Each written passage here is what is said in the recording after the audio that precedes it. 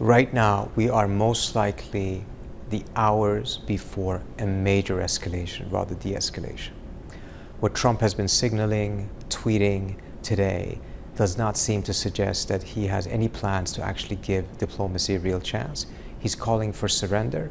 I think he is likely miscalculating, thinking that the Iranians believe that surrender actually is an option, that Trump would honor the terms of a surrender. And that's assuming that they even think that surrender is in the cards, in the sense that their assessment of their strength and weakness is likely very different from the perception that exists in Israel and in the United States.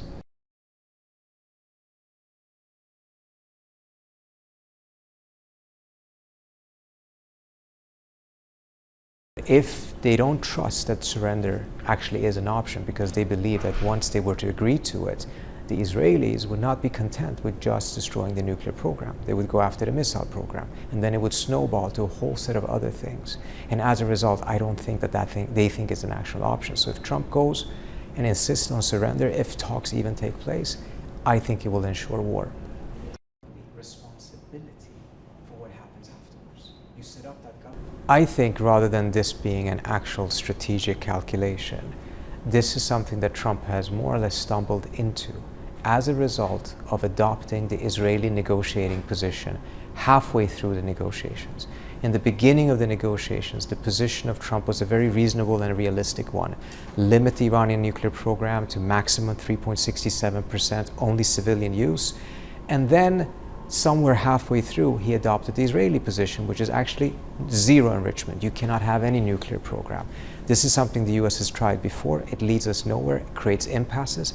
As soon as there was an impasse, the Israelis then took advantage of that to push for military strikes to soften the Iranian negotiating position, knowing very well that it would lead to a crisis that eventually would pull the US into it. This is not on. I mean, take a look at Libya. Yeah. It's important to understand the missiles that they have been using against Israel are long-distance missiles. The missiles they would be using against US bases, first of all, they have a larger arsenal of them, are medium and shorter distance missiles. They have not used those against Israel, and as a result still have plenty of them left. So by targeting the bases, that also means that they would target the countries in which those bases are hosted. Could be Qatar, could be Bahrain, could be UAE, could be Saudi Arabia. This would regionalize the war. This is part of the reason why many of these Arab countries are dead set against this escalation. They don't want this conflict to come to their territory. He doesn't take responsibility. He doesn't spend any resources trying to fix it. And he just says it's not. If you actually say that Tehran should be evacuated, it seems to suggest that regime change is very much at the very center of this. And if it's not regime change, it may actually more accurately be to say that it is regime collapse. Meaning, regime change, you're changing the regime from one thing to another. Regime collapse means that you just take out the state apparatus, create chaos, and let the chaos fester, rather than taking responsibility for setting up a new government.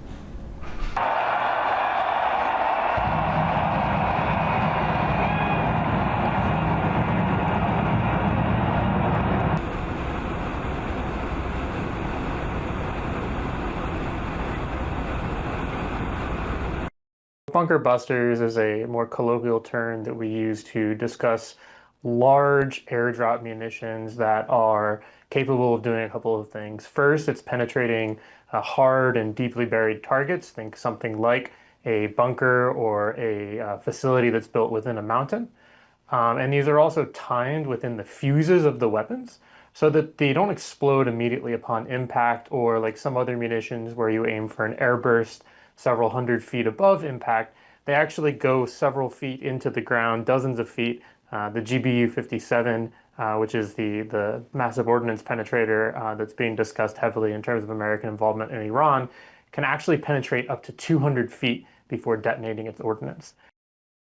In the case of the Massive Ordnance Penetrator, it is the only weapon in anyone's arsenal globally that's able to successfully target and potentially even eliminate facilities like Fordow. It was designed originally with the intent of attacking and destroying targets specifically built into mountains. Initially, that was in terms of North Korea, later expanded to target sets including Iran as well.